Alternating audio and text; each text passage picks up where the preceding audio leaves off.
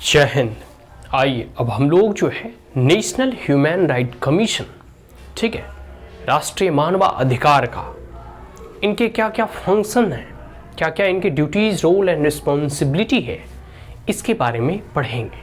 जैसे हम लोगों ने प्रीवियस वीडियो में ऑलरेडी पढ़ चुके हैं कि आखिर इसकी स्थापना कब हुई, स्थापना करने के पीछे उद्देश्य क्या था, ठीक है, ह्यूमन राइट्स कमीशन को क्यों इस्टेब्लिश किया गया, इनकी अपॉइंटमेंट, इनके जो चेयरमैन और मेंबर होते हैं उनके अपॉइंटमेंट कैसे होता है, ठीक है, किस किस ग्राउंड पे इन्हें इनके पद से रिमूव किया जा सकता है, इन तमाम चीज़ों के बारे में ऑलरेडी हम लोग जान चुके हैं और पढ़ चुके हैं। अब हम इस क्लास में और इस वीडियो में जानेंगे कि function of the NHRC, national human rights commission, ठीक है, राष्ट्रीय मानवाधिकार कह सकते हैं आयोग के क्या क्या कार्य है, क्या क्या फंक्शन है, ठीक है, या क्या क्या कार्य करती हैं, ठीक है। तो सबसे पहला हम लोग 9 पॉइंट में हम लोग जानेंगे, और सबसे पहला और इम्पॉर्टेंट पॉइंट हम लोग जानेंगे कि inquiry into any violation of human rights, क्योंकि यह मानव के अधिकारों के लिए इनका गठन किया गया है। तो सर्वप्रथम इनका कार्य होता है यह देखना, ये देखते हो कई बार जो है ऐसा कंट्रोवर्सी और इशू अराइज हो जाते हैं। जैसे कई बार लोग जो है मतलब लोगों को पुलिस उठाकर ले जाती है और कस्टोडियल डेथ हो जाता है, उन्हें लॉकअप में इतना पीटा जाता है, ठीक है। तो इन तमाम इशूज इतने कंट्रोवर्शियल हो जाते हैं कि फिर यह मानवाधिकार आयोग के पास चला जाता है, और फिर मानवाधिकार आयोग में बैठे लोग, मतलब इस कमीशन के मेंबर या फिर चेयरमैन, जो भी इनके स्टाफ और ऑफिस है, यह इंक्वायरी करते हैं, यह जांचने का प्रयास करते हैं कि क्या सही में इनके मानव अधिकार क्या है। राइट टू लाइफ सबसे इंपॉर्टेंट मानव अधिकार है, यह मौलिक अधिकार, फंडामेंटल राइट भी है, ठीक है। क्या सही में इनके मौलिक अधिकारों का हनन हुआ है या इनके मानव अधिकारों का हनन हुआ है, ठीक, इसका इंक्वायरी करती है, इसे जांचती है, और जांच परखने के बाद फिर अपना रिपोर्ट देती है, ठीक है। तो कहीं भी अगर मानव के अधिकारों का, मतलब इस सिटीजन के अधिकारों का अगर वायलेशन होता है, मानव अधिकारों का अगर उल्लंघन होता है, उस परिस्थिति में यह उन पॉइंट पे जाकर, उन ग्राउंड पे जाकर उनका इंक्वायरी करते हैं और देखते हैं, ठीक है। आगे है negligence in the prevention of such violation by the public servant. देखो कई बार ऐसा होता है कि जो पब्लिक सर्वेंट होते हैं, मतलब जो सरकारी कर्मचारी होते हैं, पुलिस या प्रशासन के लोग होते हैं, कोई भी व्यक्ति जो उस वक्त सरकार का कार्य कर रहा हो, ठीक है, मतलब स्टेट का आदमी हो, ठीक है, अगर इसे लगता है कि उस व्यक्ति के द्वारा, मतलब उस प्रशासनिक व्यक्ति के द्वारा, उस ऑफिस होल्डर के द्वारा, उस पद पर आसीन लोगों के द्वारा उचित कह सकते हैं कदम नहीं उठाया गया, ठीक है, जिनका मौलिक अधिकार या फिर जिनके कह सकते हैं कि मानव अधिकार का हनन हुआ, अगर इनके द्वारा कदम उठाया जाता तो शायद उनके मानव अधिकारों का हनन होने से बचा जा सकता था। कहने का मतलब है कि नेग्लिजेंस मतलब नहीं के बराबर, एक प्रकार से उनके मानवाधिकारों की रक्षा के लिए कोई स्टेप्स उठाए ही नहीं गए, उनके प्रिवेंशन के लिए कोई कदम लिए ही नहीं गए, ठीक है। और तो और कभी कभी यह सुओ मोटो लेती है। सुओ मोटो का होता है हिंदी स्वतः संज्ञान। स्वतः मतलब स्वयं, संज्ञान मतलब उसके बारे में जानना, जांचना, परख करना। कई बार जो है सुप्रीम कोर्ट देखो स्वतः संज्ञान लेती है, ठीक है। कई बार ऐसे इश्यूज अराइज होते हैं जो सुप्रीम कोर्ट कोई भी चीज़ को देखती है मीडिया के थ्रू या कहीं से भी हुआ उन्हें जानकारी होती है, तो कोई भी इश्यूज पे वो स्वतः संज्ञान लेकर उसे जांचने का आदेश देती है, सुओ मोटो। ठीक उसी प्रकार नेशनल ह्यूमन राइट्स कमीशन भी कभी कभी कोई ऐसे कंट्रोवर्शियल इशू जब अराइज होते हैं तो वह सुओ मोटो के जरिए स्वतः संज्ञान लेकर उस विषय पे, उस बिंदु पे जांच परख करती है कि कहाँ पे लोगों के मानव के अधिकारों का हनन हुआ है। अब है दूसरा point, involve in any proceeding involving allegation of violation of human rights pending before the court. देखो भारतीय न्याय व्यवस्था के ऊपर लोगों की आस्था आज भी अटूट है, अविचल है, लेकिन क्या कहा जाता है ना कि delay injustice means denied injustice.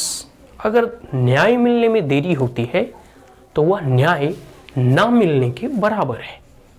Is that clear?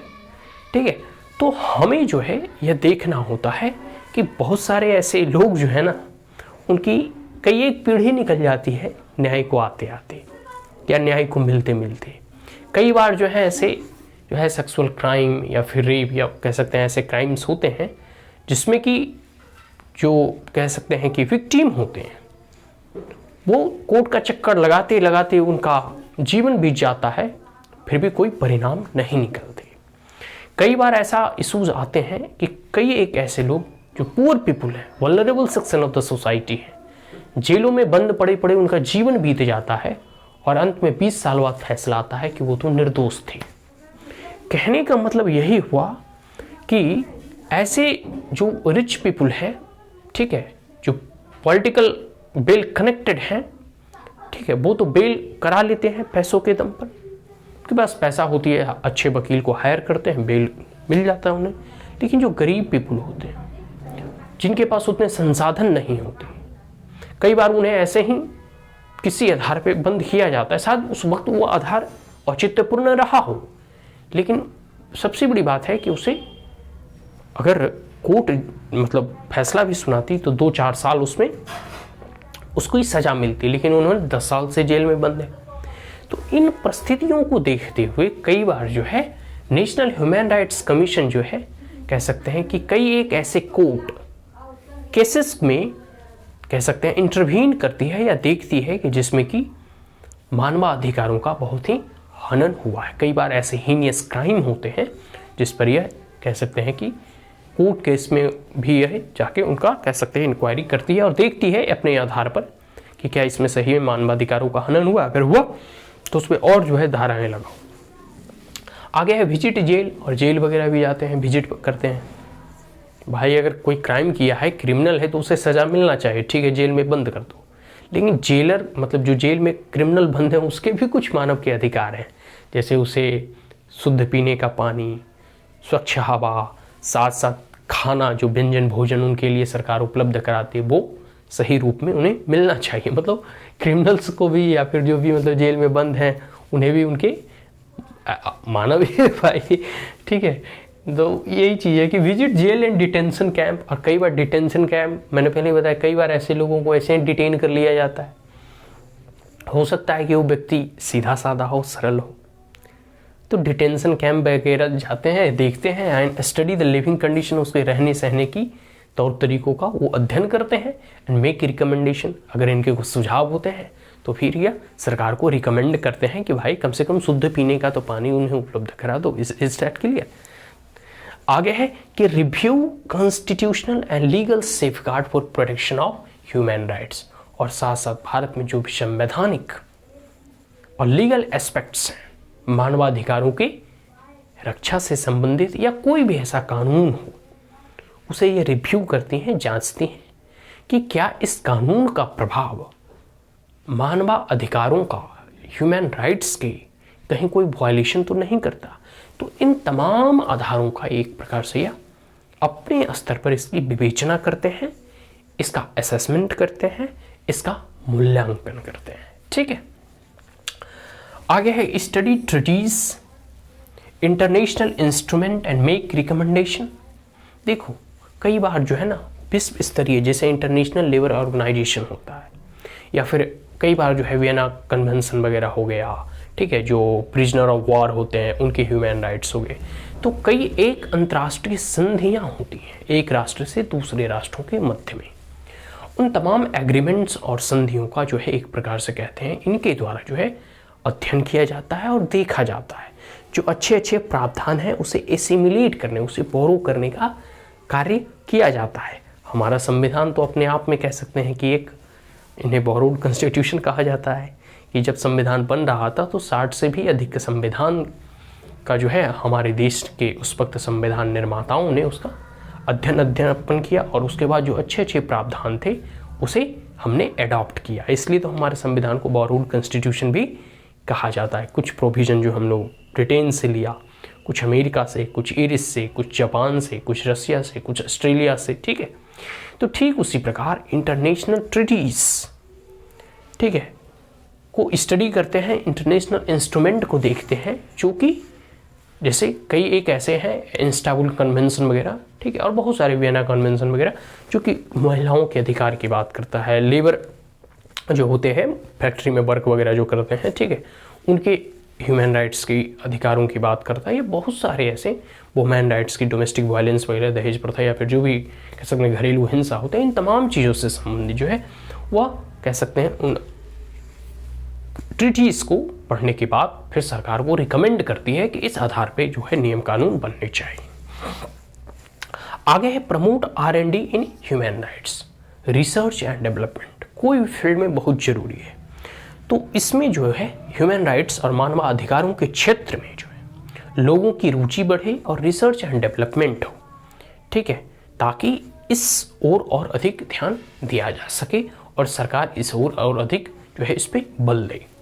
आगे है spread HR literacy. Human right literacy को स्प्रेड करने के लिए स्कूल लेवल पे कई बार कैंपेन करवाना, सेमिनार करवाना, कोई सभा का आयोजन करना। तो ह्यूमन राइट, मानव अधिकार क्या है, इसके क्या बेनिफिट हैं, किसे मिलना चाहिए, क्यों मिलना चाहिए, इन तमाम चीज़ों से संबंधित जागरूकता का प्रचार प्रसार करना भी इनके फंक्शन में आता है नेशनल ह्यूमन राइट कमीशन के। आगे है among the people and promote awareness. लोगों के बीच में यह जो है मानव अधिकार की साक्षरता, लिटरेसी को यह जो है प्रचार प्रसार करते, उसे अवेयर करती है जनता को, एंड सेफ गार्ड, और इसे सुरक्षित करने का भी प्रयास करती है। आगे है इनकरेज एफर्ट ऑफ NGO। देखो एक है ना बचपन बचाओ आंदोलन, ठीक है, कैलाश सत्यार्थी को इसमें जो है नोबेल पुरस्कार भी मिला। तो कई बार ऐसे कई एक NGO होते हैं, ठीक है, नॉन गवर्नमेंटल ऑर्गेनाइजेशन, जो कि लोगों की जैसे वुमेन की या फिजिकल डिसेबल लोगों के, दिव्यांगजनों का, ठीक है, ब्लाइंड पीपल का, या फिर सीनियर सिटीजन का, ठीक है, मतलब बच्चों का, बूढ़ों का, इलिटरेट का। तो बहुत सारे ऐसे NGO जो है, संस्थाएं जो हैं, इनके वेलफेयर के लिए कार्य करती है। तो यह NGO को इनकरेज करते हैं, ठीक है, प्रमोट करने का प्रयास करते हैं, उन्हें उनका उत्साह बढ़ाते हैं ताकि वो बढ़ चढ़कर मानवाधिकारों की रक्षा के लिए कदम उठाए और इस फील्ड में मानव के अधिकारों की कह सकते हैं कि लिए यह कार्य करें। आगे है undertake important function as it may consider necessary for the promotion of human rights commission. और बहुत सारे ऐसे फंक्शन, कार्य, ठीक है, रोल एंड रिस्पॉन्सिबिलिटी इनके द्वारा किया जाता है जिससे कि मानव के अधिकारों का हनन ना हो सके और उसकी सुरक्षा, संवर्धन किया जा सके।